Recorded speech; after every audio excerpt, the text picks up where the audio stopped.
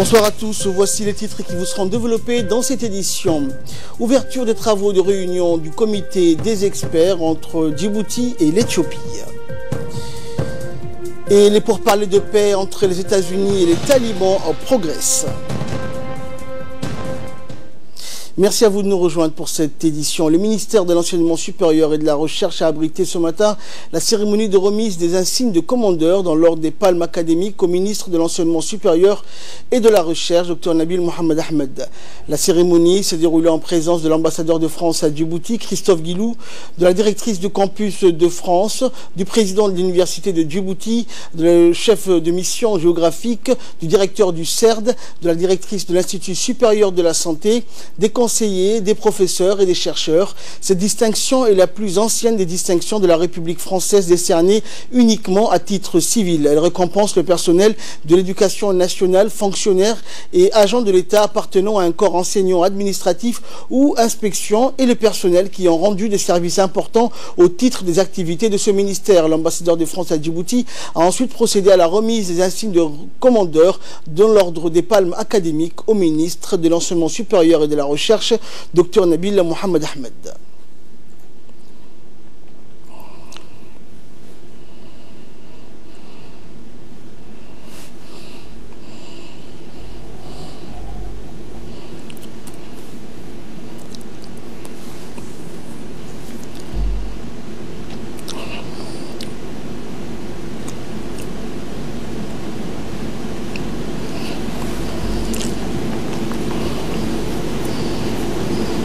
Et prenant la parole lors de cette cérémonie, l'ambassadeur de France à Djibouti, Christophe Guilou, s'est donc indiqué qu'il était très heureux de remettre donc au nom du ministère français de l'Éducation nationale et de la jeunesse les insignes de commandeur dans l'ordre des palmes académiques. On l'écoute. Je suis très heureux d'être parmi vous aujourd'hui dans l'enceinte du ministère de l'Enseignement supérieur et de la Recherche et très sensible au fait, Monsieur le ministre, que vous m'ayez demandé, au nom du ministre français de l'Éducation nationale, de vous remettre les insignes de commandeur dans l'ordre des palmes académiques au cours de cette cérémonie que vous avez souhaitée simple et amicale. Cette distinction est la plus ancienne des distinctions de la République française, décernée uniquement à titre civil. Elle récompense les personnels de l'éducation nationale, fonctionnaires et agents de l'État appartenant à un corps enseignant, administratif ou d'inspection et les personnels qui ont rendu des services importants au titre des activités de ce ministère.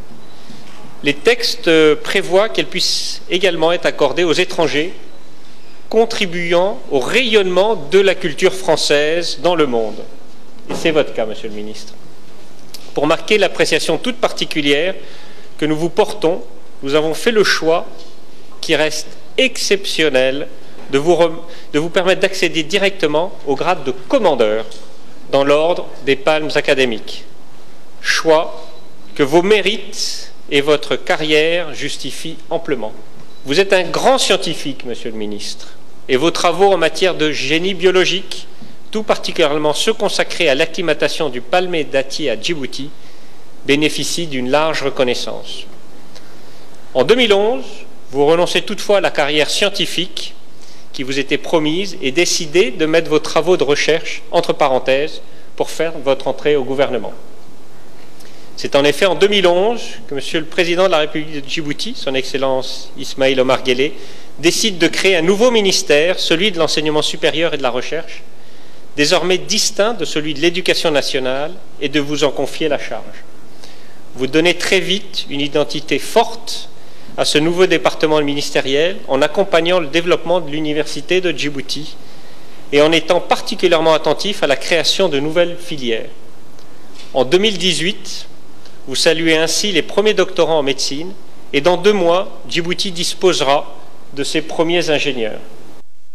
Et pour sa part, le ministre de l'Enseignement supérieur et de la Recherche, Dr Nabil Mohamed Ahmed, n'a pas manqué de remercier à cette occasion l'ambassadeur de France à Djibouti qui lui a remis l'insigne de commandeur dans l'ordre palme académique française. Le ministre a témoigné toute sa reconnaissance au président de la République pour la confiance qu'il lui a accordée en le nommant à ce poste. On écoute le ministre. Excellence, Monsieur l'ambassadeur, je vous remercie de me remettre ce matin du 27 janvier l'insigne de commandeur dans l'ordre des Palmes académiques françaises et d'avoir su, avec beaucoup d'amitié et beaucoup d'émotion, si bien sûr résumer mon parcours. Je rajouterai une chose à laquelle je tiens beaucoup. L'humanisme. Cet humanisme qui anime toutes mes actions et qui est pour moi une valeur fondamentale pour le vivre ensemble dans un monde plein de pessimisme, où les hommes sont tentés de s'enfermer intellectuellement dans des idéologies extrémistes ou extrêmes, ou physiquement en érigeant des murs et frontières, au mépris de l'épanouissement de la personne humaine et au respect de sa dignité. Alors, permettez-moi de m'inspirer de l'humanisme d'Antoine Exupéry dans Le Petit Prince, qui appelle à plus d'optimisme. Il disait « C'est une folie de haïr les roses parce qu'une épine vous a piqué, d'abandonner tous les rêves parce que l'un d'entre eux ne s'est pas réalisé, de renoncer à toutes les tentatives parce qu'on a échoué. C'est une folie de condamner toutes les amitiés parce qu'une d'elles vous a trahi, de ne plus croire en l'amour juste parce qu'un d'entre eux a été infidèle, de jeter toutes les chances d'être heureux juste parce que quelque chose n'est pas allé dans la bonne direction. Il y aura toujours une autre occasion, il y aura toujours un autre ami, il y aura toujours un autre amour, une nouvelle force. Pour chaque fin, il y a toujours un nouveau départ. Permettez-moi également de citer Ahmad Shawqi, ce poète arabe qui disait « Ayyuha shaki yuma bikada'un kayfa tardu widghadaw ta'lila fatara shawku fil wurudi wa ta'ma in tara fawqaha an-nada iklila » Ceci dit, je vous dirais que je suis très honoré pour cette distinction au grade de commandeur des Palmes académiques, le plus haut dans sa catégorie, et remercie votre pays, monsieur l'ambassadeur, la France. Je témoigne, en parlant de confiance, toute ma reconnaissance au président de la République, son Excellence Ismaël Omar Guelleh, pour la confiance qu'il m'a accordée en me nommant à ce poste clé dans l'avenir du pays et dans les actions que j'ai pu mener en faveur de l'enseignement supérieur et de la recherche depuis 2011 ont largement contribué à cette distinction de ce matin. Sous la présidence de la députée Kaltoum Farah Saïd, la commission de la législation et de l'administration générale s'est réunie aujourd'hui dans la salle de commission de l'Assemblée nationale afin d'examiner le projet de loi portant adoption du système national de normalisation et de promotion de la qualité. Le gouvernement était représenté par Hassan Ahmed Ibrahim, ministre délégué chargé du commerce, de l'artisanat, du tourisme, de la formalisation. La mise en place du système national de normalisation, qui est considéré comme un outil de régulation de l'économie, répond a priori à un double objectif. Il constitue d'une part un gage de sécurité et de qualité des biens fournis aux consommateurs sur le territoire national. D'autre part, l'instauration d'un cadre juridique permettra d'impulser davantage l'économie locale en offrant aux acteurs économiques des avantages concurrentiels dans les échanges commerciaux. Et par conséquent, il est prévu dans le texte de loi proposé la création d'un organisme national de normalisation dénommé Agence djiboutienne de normalisation et de promotion de la qualité, l'ADN, placé sous tutelle du ministère du Commerce. L'examen du projet de loi a suscité un échange soutenu et passionné entre les députés et le membre du gouvernement concerné. Et au terme de la réunion, les députés ont donné une suite favorable à l'adoption du texte à la prochaine séance plénière de l'Assemblée nationale. Dans l'actualité également, durant sa visite à Djibouti, les promoteurs chinois ont effectué des visites des principaux sites touristiques du pays. Regardez. En visite de travail de 72 heures à Djibouti, a pu visiter quelques-uns des plus beaux sites touristiques du pays. Au programme de cette journée marathon, la banquise de sel du lac Assal, la splendide plage et lagon bleu des îles Moucha et enfin la plage d'Arta. La visite a débuté par le lac Assal. La délégation chinoise, accompagnée des responsables djiboutiens, a pu admirer le merveilleux site du lac Assal sur sa banquise de sel de 56 km². Il est 10 fois plus salé que l'eau de mer. Il est le poumon blanc de l'industrie de Djibouti. C'est le point le plus bas du continent africain, situé à 155 mètres sous le niveau de la mer, et le passage obligé de tout séjour à Djibouti. Lonely Planet l'a placé parmi les destinations à absolument découvrir en 2019. Ce qui fait la beauté du lac, ce sont les cristaux d'une blancheur presque immaculée dispersés autour du lac et le bleu turquoise de l'eau. Aux alentours, il y a plusieurs volcans, dont l'Ardoukoba et la baie du Goubet el Kharab, entourés de grandes falaises. Toujours escortés des éléments de la gendarmerie qui participent à leur manière au développement du tourisme national, la délégation chinoise a également pu admirer la faille du Rift, située à une centaine de mètres du célèbre volcan Ardoukoba. Après le lac Assal, direction les îles Moucha. Et c'est par voie maritime que ces îles sont accessibles. Et ce sont les éléments des gardes-côtes djiboutiens qui seront chargés de transporter les Chinois avec leurs vedettes et patrouilleurs puissants. Et ce n'est qu'un quart d'heure plus tard que l'île Moucha se dévoile à nos yeux. L'île Moucha est une petite île semi-désertique à l'entrée du golfe de Tadjoura, à une quinzaine de kilomètres au large de la ville de Djibouti. L'île est déjà occupée par quelques touristes et djiboutiens venus passer le week-end sur la très belle plage. L'île possède une mangrove de palétuvier et est principalement connue pour la beauté de ses fonds sous-marins et comme site de plongée. Quelques petits îlots et l'île de Mascali se trouvent à proximité de Moucha, l'ensemble étant quelquefois nommé les îles Moucha. Ils constituent la partie émergée d'un récif corallien. Hormis leur mission de surveillance des eaux territoriales djiboutiennes, les gardes-côtes djiboutiens participent aussi au développement du tourisme en transportant régulièrement les touristes et autorités vers les sites touristiques les plus fréquentés. La dernière étape de cette tournée des sites touristiques est la plage d'Arta, que la délégation chinoise a eu l'occasion de visiter sans mettre pied à terre. La plage d'Arta est une plage de galets. Elle est bordée de montagnes d'origine volcanique. Arta Plage possède un impressionnant tombant où l'on peut voir de super poissons multicolores et parfois même des requins-baleines. Et c'est ainsi que la délégation chinoise a clôturé sa visite de 72 heures à Djibouti. Cette délégation comprenait également des responsables de tours opérateurs et experts de la presse voyage. Leur mission, faire découvrir les potentialités et atouts touristiques aux investisseurs chinois. Enfin, ces échanges culturels se déroulent dans le cadre de la célébration du 40e anniversaire des relations sino-djiboutiennes. Et en l'honneur de la visite donc de la délégation de promoteurs touristiques chinois, un dîner de gala a été organisé la veille au Djibouti Palace Kempinski, dîner offert par l'Office national du tourisme de Djibouti. Plusieurs personnalités ayant pris part, dont notamment le ministre du Commerce et du Tourisme, Hassan Mohamed Ibrahim, le conseiller technique du Premier ministre, Ali Sillaï, l'ambassadeur de Djibouti en Chine, Abdallah Abdillahi, le directeur général de l'ONTD, Ousmane Abdi, et le PDG de la société Tachod Holding, ainsi que la délégation chinoise. Au menu de ce dîner, un spectacle culturel et traditionnel présenté par les troupes folkloriques nationales.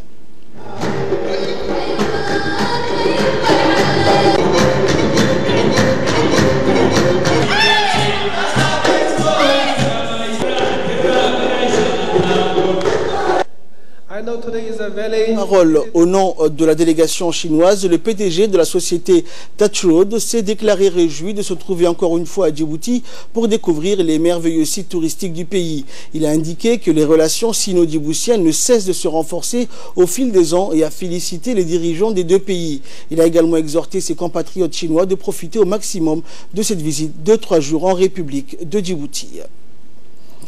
Et de son côté, le ministre du Tourisme et du Commerce, Hassan Mohamed Ibrahim, s'est déclaré réjoui d'accueillir nos amis de la République populaire de Chine à Djibouti. On l'écoute. Votre présence si massive et de qualité est le gage de l'intérêt que vous portez à la question qui nous rassemble, célébrer l'amitié sino-djiboutienne. C'est pourquoi votre présence est plus qu'un acte de courtoisie, c'est tout un symbole. En effet, Djibouti, terre d'échange et de rencontres, a toujours joué son son rôle vecteur de terre d'hospitalité légendaire, portant en son sein une diversité culturelle, et c'est dans un esprit d'intégration mutuelle.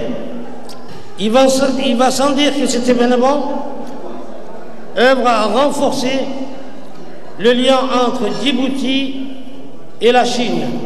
Ces 72 heures seront marquées par la découverte de la richesse naturelle et culturelle de la République de Djibouti, ponctuée par un échange interculturel entre nos deux pays.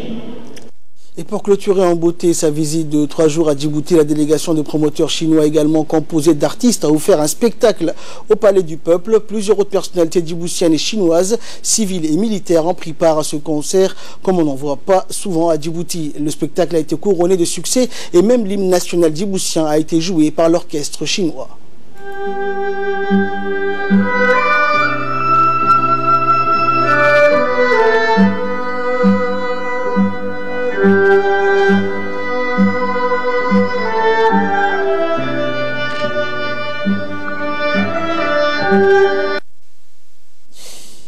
Après 4 heures de spectacle, donc, le spectacle a été clôturé par les danses traditionnelles et folkloriques présentées par les artistes et donc danseurs djiboutiens.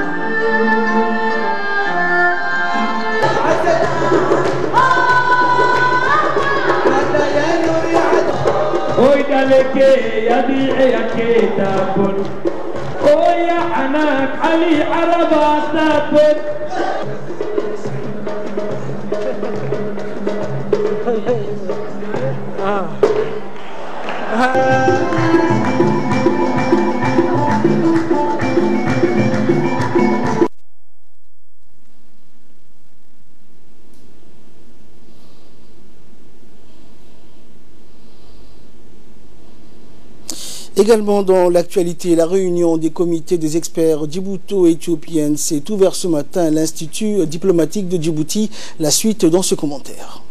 Le comité des experts djibouto-éthiopiens s'est ouverte ce matin à l'Institut diplomatique. Ce cadre privilégié de concertation et de dialogue entre les deux États a rassemblé les hauts cadres des institutions publiques, mais aussi des différentes architectures économiques. Et côté éthiopien, c'est le directeur général du département des pays africains voisins et de l'IGAD, M. Yibeltal Amero, qui était à la tête de la délégation éthiopienne. Cette réunion de concertation était l'occasion de renforcer davantage les liens historiques d'amitié et de coopération qui unissent les deux pays. Dans son mot d'ouverture, le directeur des relations bilatérales, M. Yassine Hussein Douhalé, a souligné que les rapports entre la République de Djibouti et la République fédérale d'Éthiopie font le socle d'un partenariat stratégique. Nos deux pays partagent des relations historiques depuis des temps immémoriaux, bâti sur un socle commun de culture, de tradition et de population. C'est un partenariat stratégique qui est en marche déjà depuis plusieurs années et qui a apporté des résultats probants et louables au niveau de l'intégration des infrastructures. De son côté, le chef de la délégation éthiopienne, M. Yibeltal Amero, a souligné que ces rencontres contribuent à la mise en point d'une stratégie commune sur les questions d'intérêt commun. Nous partageons, a-t-il dit, les mêmes valeurs, la même culture et la même vision économique. La réussite économique, politique et sociale de nos deux pays est intimement liée et nous profiterons, a-t-il dit, de cette visite pour identifier d'autres moyens d'intégration et de croissance économique qui nous permettront de créer la prospérité et la sécurité pour nos deux pays, mais aussi pour la région. Une fois les discours officiels terminés, Les deux comités d'experts ont soulevé les questions à l'ordre du jour, des questions liées au transport, l'agriculture, l'énergie, les investissements, le commerce extérieur et enfin les télécoms. Ces assises vont permettre aux techniciens de différents départements et autres institutions concernées de faire le point sur l'état de la situation dans leur domaine de compétences, mais aussi de redéfinir une nouvelle base de leur intervention conjointe. Rappelons que les relations entre la République de Djibouti et la République fédérale de l'Éthiopie sont à l'avant-garde du processus d'intégration sous-régionale et continueront à œuvrer à un changement bénéfique dans les relations entre les deux pays. Dans le cadre du projet Mon école à moi, à l'instar de la capitale, les établissements scolaires de l'ensemble des régions ont été le théâtre d'une forte mobilisation de la communauté des forces vives du pays. C'est ainsi que la région de Tadjoura était donc debout hier pour la 3e journée d'action éco-citoyenne organisée par le ministère de l'Éducation nationale et de la formation professionnelle dans le cadre du projet qu'il a mis sur pied, Mon école à moi. La journée a vu une forte mobilisation des élèves, des enseignants et des parents d'élèves.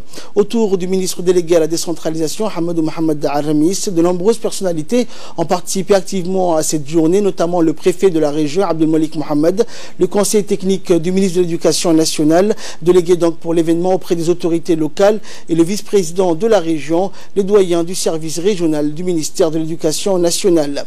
Les officiels ont ainsi sillonné l'ensemble des établissements scolaires de la ville blanche à l'occasion de la journée citoyenne et communautaire. Les leaders associatifs et communautaires et les notables de différentes cités ont donné main forte aux élèves, enseignants et parents d'élèves dans les opérations de ramassage d'ordures, de jardinage, de peinture et de réfection des murs et pose de carrelage, mais aussi des réparations et remplacements des appareillages électriques défectueux.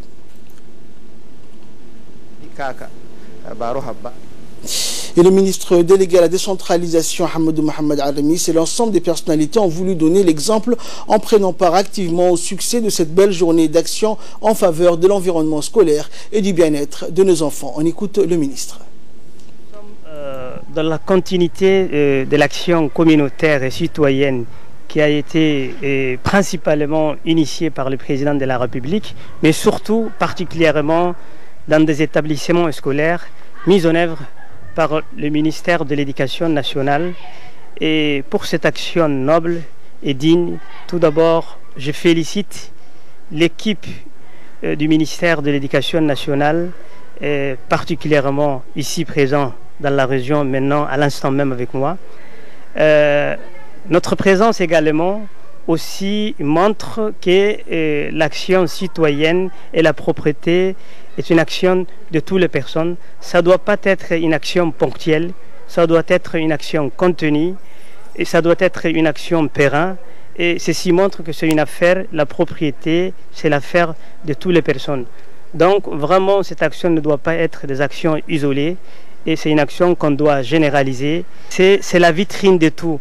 Rien qu'en dehors de l'établissement scolaire, quand un étranger s'atterrit dans le pays, dès qu'il descend de l'avion, s'il voit la rue propre, la route propre, les avenues propres, le marché propre, automatiquement, il s'est fait des idées, des bonnes idées du pays, et il revient dans son pays natal avec des souvenirs formidables.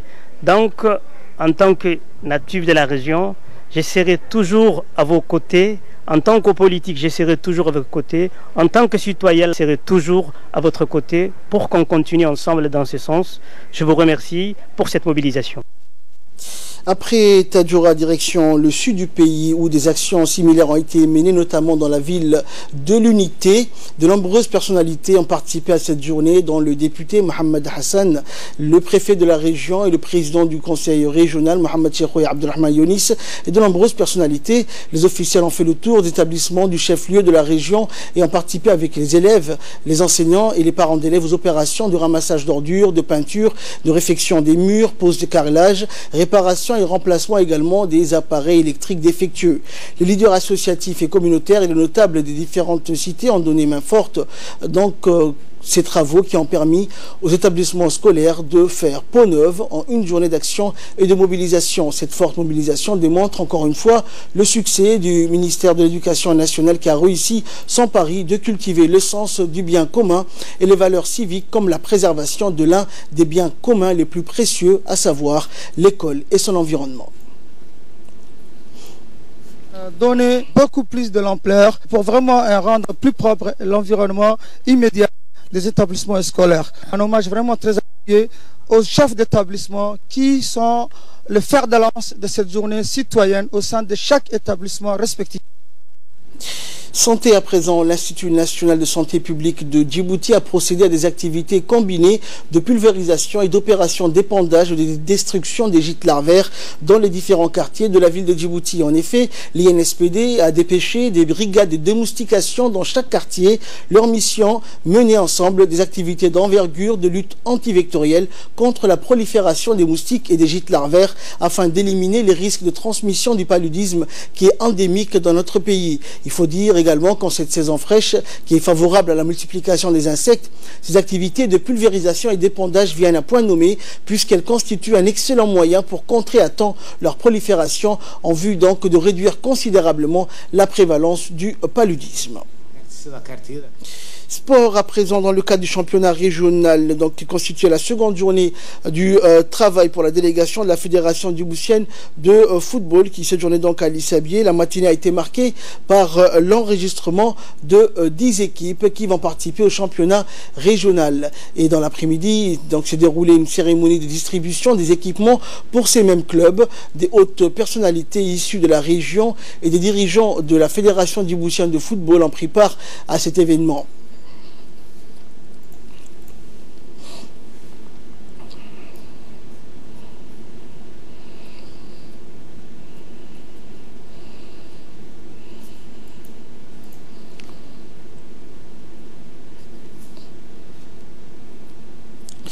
Et page nécrologie pour clore l'actualité nationale. La région d'Obok est attristée donc par le décès d'un des grands notables et chefs du village, en la personne donc de feu Hassan Meïké Dagué. Suite à sa disparition, le Premier ministre Abdelkader Kamel Mohamed et le président de l'Assemblée nationale Mohamed Ali Hamad adressent leurs sincères condoléances à la famille du défunt et à l'ensemble de la population de la région d'Obok. Également le ministre délégué à la décentralisation Hamadou Mohamed, l'ambassadeur de Djibouti en Allemagne Adan Mohamed Dileita, Mohamed Ali Kamil, ambassadeur de Djibouti en Russie Baragoïta Saïd, le préfet d'Obok et le président du conseil régional de la région de Dikil adressent également leurs sincères condoléances les plus attristées à la famille et aux proches du défunt Hassan Meïké. Également l'ancien premier ministre de l'État Mohamed Dileita, le secrétaire général de la primature Naguib Abdallah, des parlementaires de la région d'Obok et de Tadjoura en général, donc l'ancien chef de cabinet du premier ministre et le président de la fédération RPP d'Obok adressent tous leurs sincères condoléances à la famille et aux proches du défunt. Que la terre lui soit légère et puisse le Tout-Puissant l'accueillir en son paradis éternel. Inna lillahi wa inna ilayhi raji'un.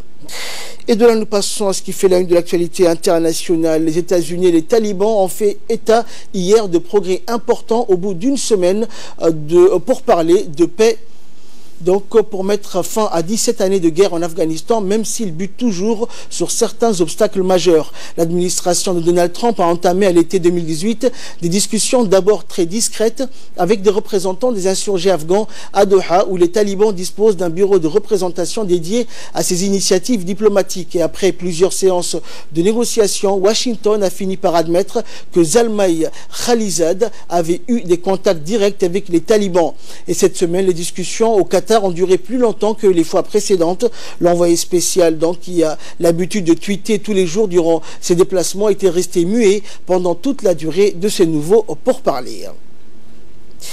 Le chef du Hezbollah a déclaré donc hier que les frappes menées par l'armée israélienne en Syrie pourraient entraîner des frappes en représailles contre Tel Aviv de la part de l'axe de résistance composé par l'Iran, la Syrie et de la milice chiite libanaise. Cette déclaration de Saïd Hassan Nasrallah intervient en réponse à la multiplication des opérations aériennes menées par Israël en territoire syrien afin d'y empêcher un enracinement de l'Iran. Pour l'ONU, la construction donc de ces tunnels constitue une violation de la résolution 1701 qui a mis fin en 2006 au conflit entre Israël et le Hezbollah.